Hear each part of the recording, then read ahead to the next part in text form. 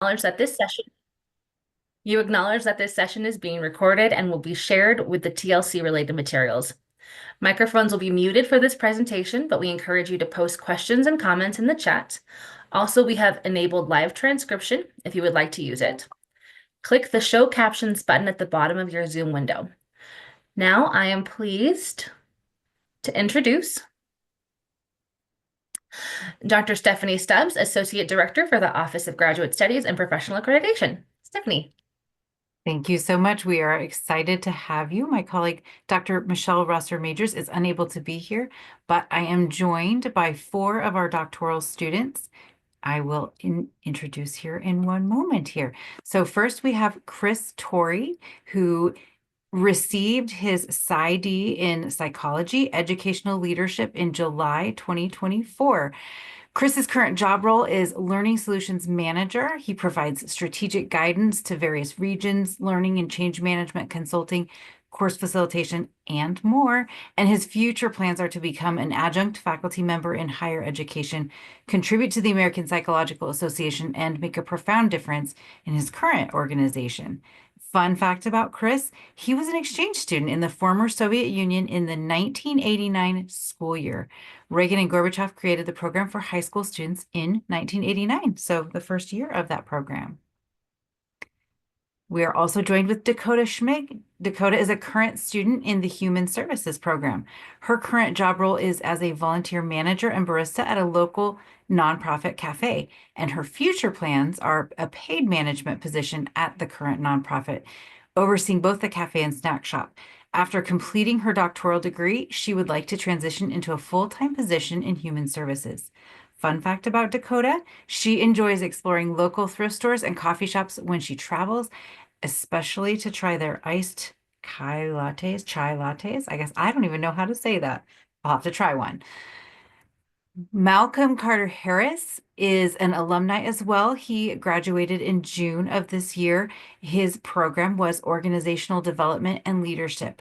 His current job role is with Apex Development Partners, and his future plans are to build his business and write his book. I can't wait to read that. One fun fact about Malcolm, he is a practicing first-degree black belt in Taekwondo, close to second degree. It takes a lot of effort, I'm sure. And Susanna Rold, who also is in organizational development and leadership, and she graduated in January of this year. Her current job role is as an organizational transformation expert and adjunct professor.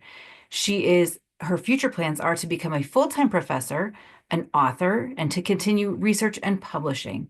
She also is a multiple business owner, bookstore, publishing, and wellness center. She would like to bring all of those interests together.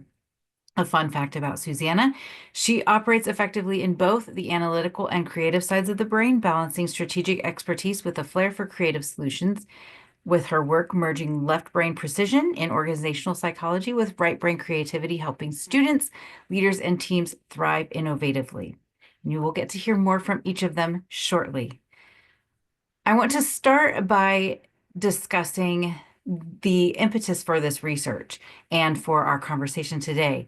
The doctoral experience is inherently isolating, and students sometimes feel alone in the struggle, invisible, isolated, and abandoned, and they express a need to feel as though they belong and their work matters. This sense of meaning may contribute to academic identity and support their progress. They want to be seen and heard. So as part of our research with the UFP process last year, we chose to pursue some intentional efforts and to provide opportunities for connection. We believe this is a very valuable and worthwhile endeavor, and decided to pursue this with our doctoral students. It's an opportunity that we chose to engage with students specifically to try to build a support group of peers. Faculty and institutions can also support this sense of belonging. Faculty can talk openly about their own doctoral experiences, which is something that we did as part of this process, and institutions can foster these supportive relationships in an inclusive culture, which the UFP process allowed us to do.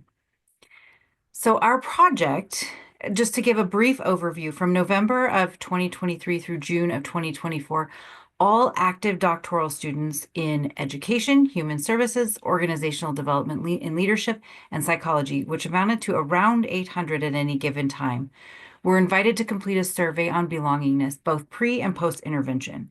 The intervention consisted of engagement and affirmation. So the engagement was a social meetup opportunity to just get together and chat informally, get to know each other.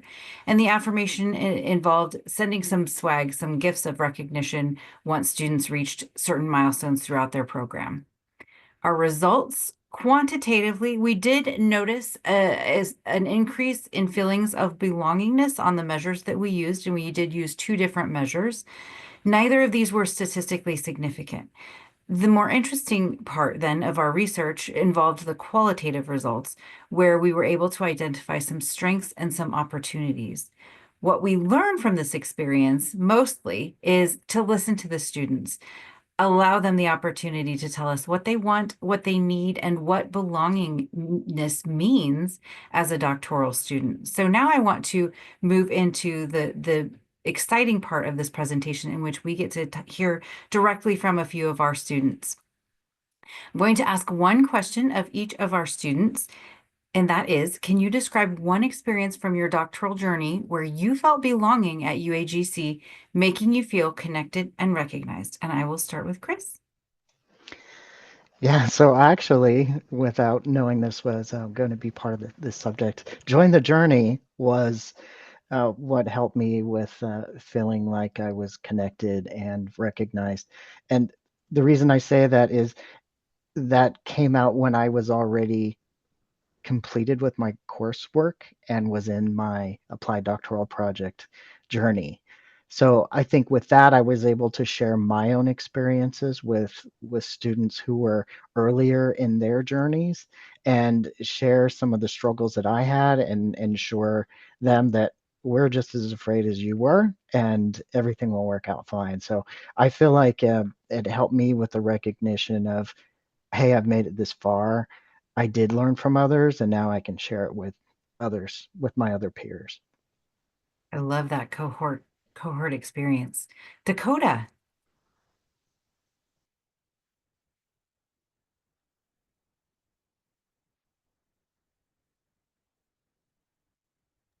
Dakota, we cannot hear you. I don't know Oh, what's going on. You are unmuted. Try it now. Nothing. I'll tell you what, test your speakers really quickly and we'll move on to Malcolm and I'll come back. Malcolm. Hi, everyone. Thank you for having me. I'm excited to be here. Listen, in terms of feeling a sense of belonging, which is the work that I do, I felt like I mattered with the university from the very beginning.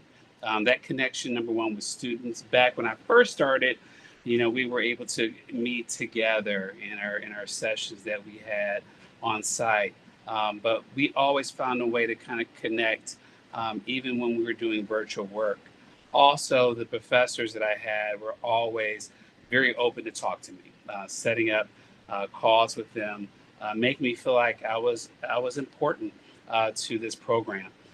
So I always felt that sense of belonging.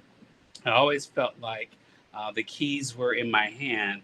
It was really a matter of me sticking those keys into the ignition and starting it up, and then see what happens. So I thank the university for having me feel that sense of belonging.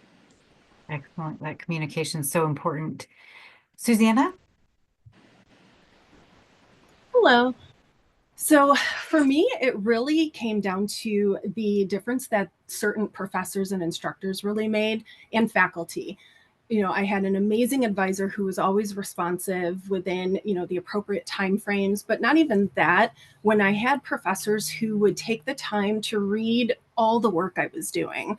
So I really value outputting high quality assignments and discussion boards and things like that. So to have that response, to have that critical thinking and offering different viewpoints and really helping to tie things together in an applicable way really made a difference and feel that connection, and didn't really feel like I was just sitting here in my own home and they were somewhere states away. And so having that level of engagement really showed that they weren't only here for the program that they were running or the class that they were running, but they were truly invested in my learning and development. And that really did make a difference throughout the long phase of going for your doctorate.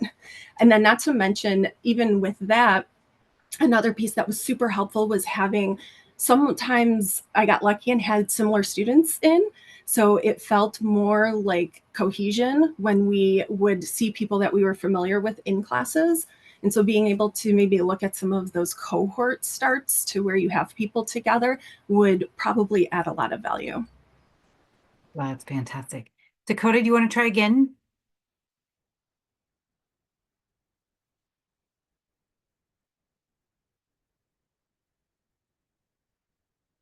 Oh, no. Okay. Well, feel free to type into the chat. We might have to go that route with you.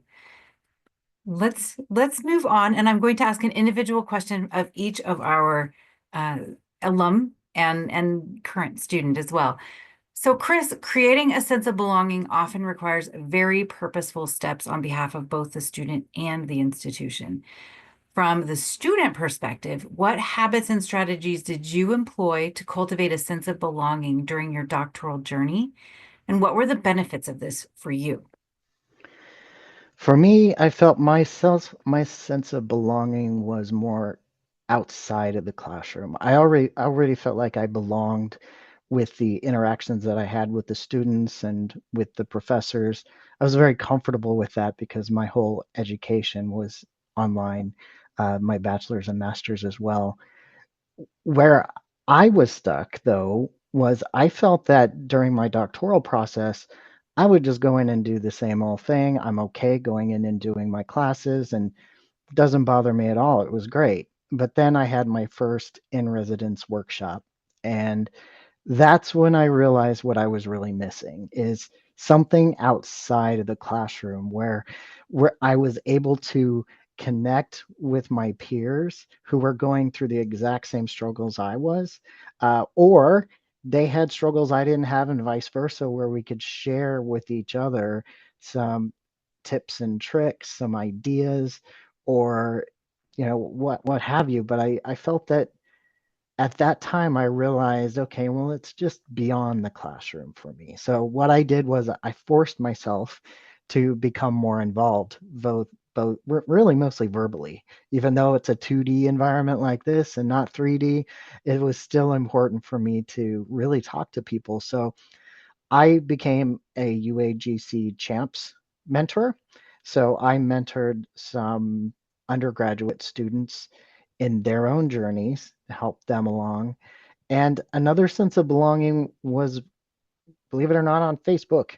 So there's a UAGC doctoral page uh, in Facebook, and I started to engage in chats in that. And even though I didn't know anybody on there, posting something that I had accomplished and people being genuinely happy for me and me for them it made me feel like I was really part of the university, and it was exciting to see that the excitement for others. And then, like I said, the oh, now I blanked on the name. Join the Journey. Join the Journey was, I think, a big part of the end of that is the culmination of my belonging and feeling like I could contribute more. Because in my job, I like to do more than my job. I think many of us do, right? I don't want to just do my job. I want to contribute to my own development and the development of the organization. So I applied that to the university as well. And I learned a lot, and my sense of belonging really stays with me today. Well, I think I can speak on behalf of other students that I know that giving back is so valuable. So I'm glad that you were able to engage in that way and help both yourself and others. Thank you very much for your time. Mhm. Dakota, we're going to try Okay, this. I'm here. Yay! Okay, great. So doctoral students have unique needs above and beyond those of undergraduates or even master's level students. What resources and support provided by the institution have you found most helpful during your doctoral journey? And how can faculty and staff ensure that they are providing what students need to feel as though they belong and that their success matters? So it works out great because the first question, the answer was part of this question as well. So the Facebook Live events honestly made a huge difference for me because it was an opportunity to engage in real time with a faculty member. And I just came across that one day scrolling through Facebook and decided to join and, put in a comment. And then my comment was read back or read aloud, and I was like, oh my gosh, that was me, and it just felt really great to just have that interaction. And then the opportunity to earn some UAGC merch definitely helped. The doctoral group on Facebook as well, being able to just pop in there and ask a question when I think about it and know that somebody's going to answer it eventually. I know there were specific events for doctoral students to attend to ask their questions, but for whatever reason, anytime it was time for those events, I couldn't think of questions.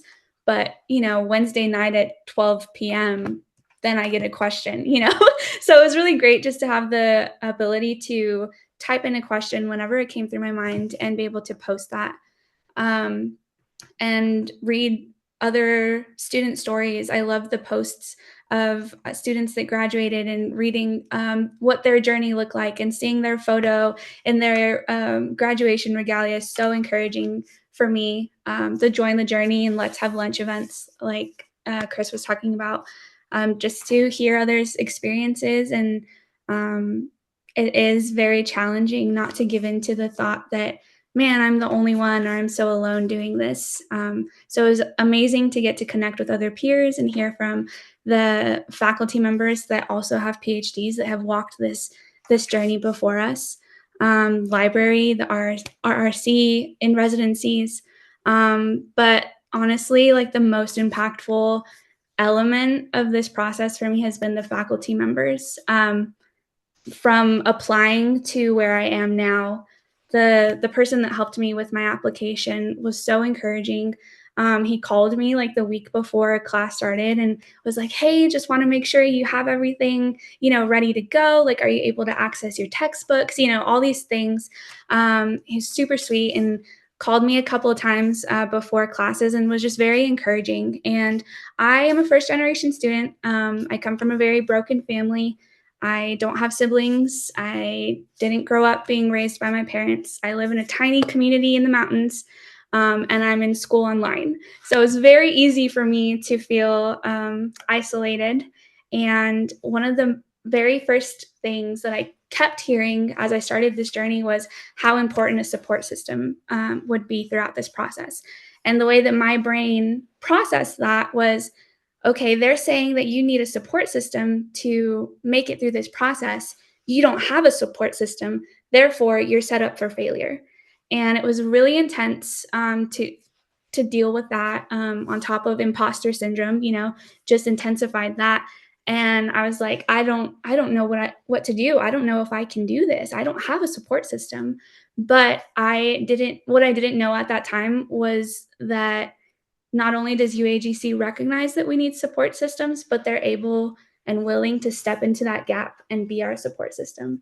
And that is exactly what I needed. And there's just been so many times that I have called someone or I needed help and someone answers and they're there to help me. And I think like, I want to say it's a 3-week trial period or something like that for the courses, right?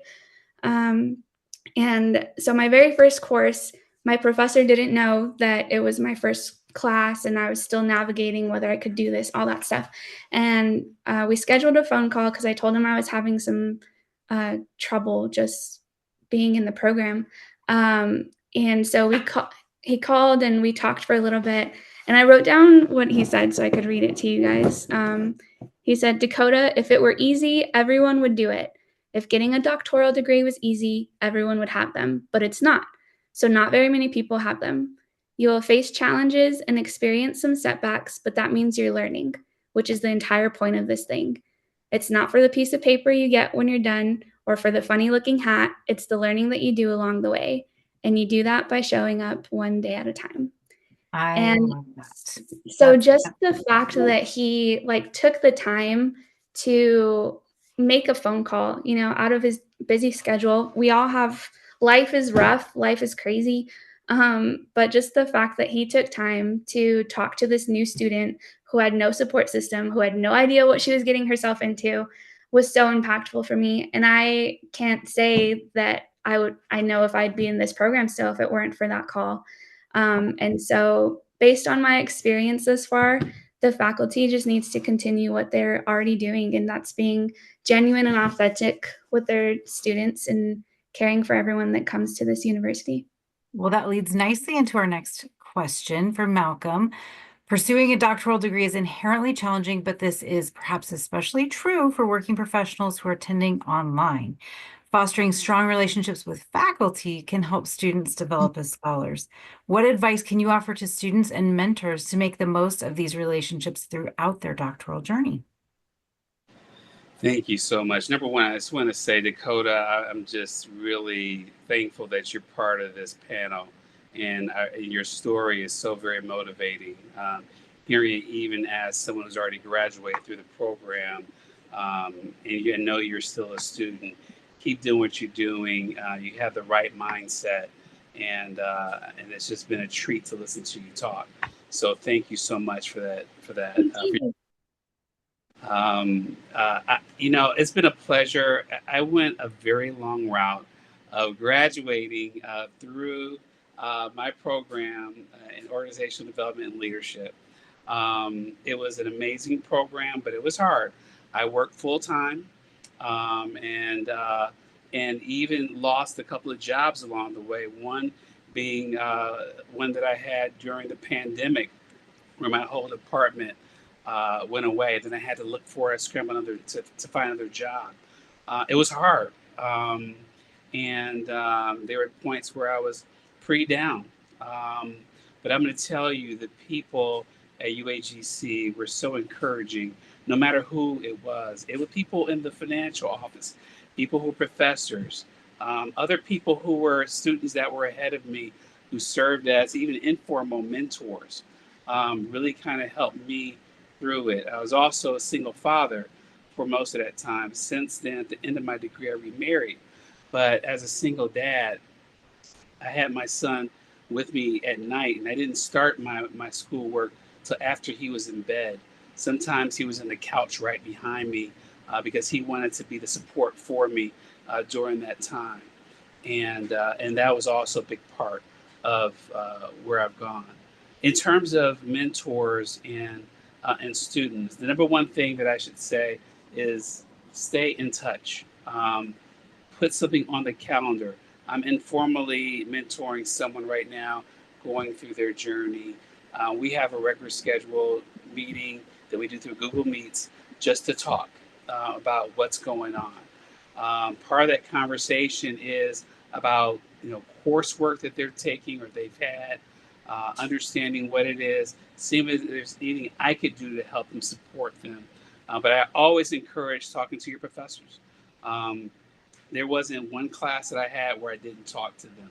I also feel like, getting the advice for your dissertation is important too. So ask the questions that are not just for the class, but ask them about your dissertation and how what you're doing can help you move forward. So those are the few things I wanted to kind of mention. And it's like Susanna is up next. So thank you. Thank you so much. And I think that also leads into her question. The final stages of the doctoral journey can feel rather lonely as students in our online doctoral program work closely with their committee members, in particular the chair, but do not generally interact with their peers. How did you navigate this experience? How did you develop a support system during your doctoral journey? Honestly, this was the most fun that I had. So to combat this isolation that's often felt in this stage, I started a dissertation survival group, and that's exactly what we called it. So there were 3 other individuals and myself, all in different stages. We connected usually daily, exchanged ideas, feedback, venting, asked each other questions that we were working through. And in some cases, we even served as the initial reviewers before having to submit some of our drafts. And it really became an invaluable support system for discipline, motivation, and helping us stay focused and on track. So we met virtually every week. We had standing meetings. Whoever was available was able to join. And working through those frustrations, gaining clarity, and sharing insight from each other in our stage definitely gave a different perspective along the way. The group was pivotal. And as a result, we made incredible friendships from a process that so few in the world actually get to experience. And Stephanie, we have 5 minutes. Fantastic. Well, let's end I here. wasn't sure if it was going to cut off at that 55, so I tried to speak through it. It was perfect. Let's just open it up. I was going to allow our students to share some final thoughts, but if members, audience members have some questions, some specific questions for them, we can do that. I do see it's a pretty active chat with a lot of things here too. No questions in the chat, Stephanie, just some kudos to everyone. Okay, excellent. I actually have a question for you guys, for the panel. That's okay?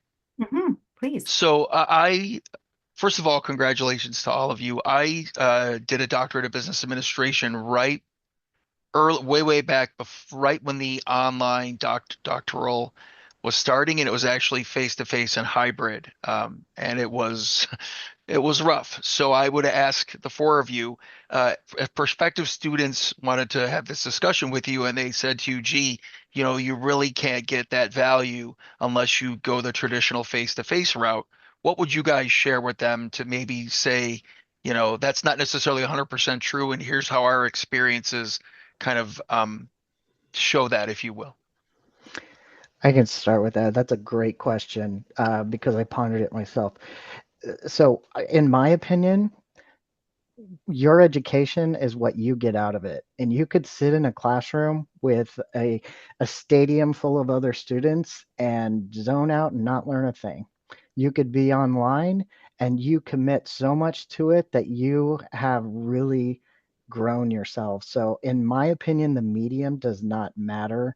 It is what you put into it, how much you want to learn, and what you get out of that. Yeah, I want to definitely piggyback on that.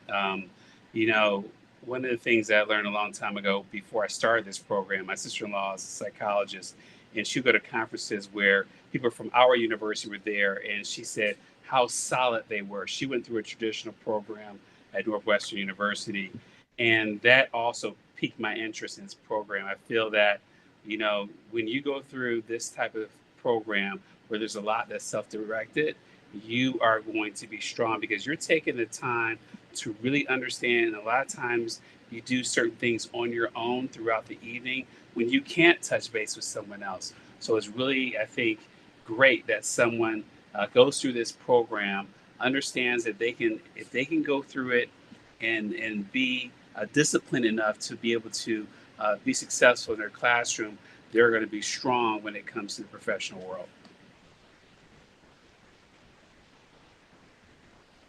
There's also the accessibility and flexibility that comes with online schooling. Since I started the program, I've moved 3 times, and those were state moves. So if I were in a in-person program, that would have messed me up quite a bit, having to move. And then also now that being in the community that I am, we're not incorporated. It's not a town, and the closest university to me is hours away. So yeah, I found it easiest to be able to juggle family life, home life, work, all of those things by being in an asynchronous setting. It made it so much more manageable with the workload of what's expected when you're going for a doctorate. And so I think if it were having to add in travel for that to and from school, that would have definitely impacted things a little bit less optimally. I also want to share with you, Malcolm, I was working overnight as a retail distribution manager at Target, doing my schoolwork during the day in between sleep. So right there, I feel you, man, right there. Thank you for sharing that. Absolutely. Well, I think Marissa has to wrap us up here, but I do want to thank these students. You all have been fantastic, and I would invite audience members to connect with them via LinkedIn. Follow them. They have some amazing careers ahead of them. They're already touching a lot of lives and doing a lot of really cool things, and it's really fun to watch that. So thank you all. Oh, Marissa. Stubbs. Sorry, thank you. So thank you, Dr. Stubbs, and to our panel and all of your audience participation for today's session. Please use the survey link in the chat to nominate TLC presentations for conference awards and share your feedback on your conference experience. Thanks so much, everybody. Take care. Thank you, everybody. Thank you. Bye.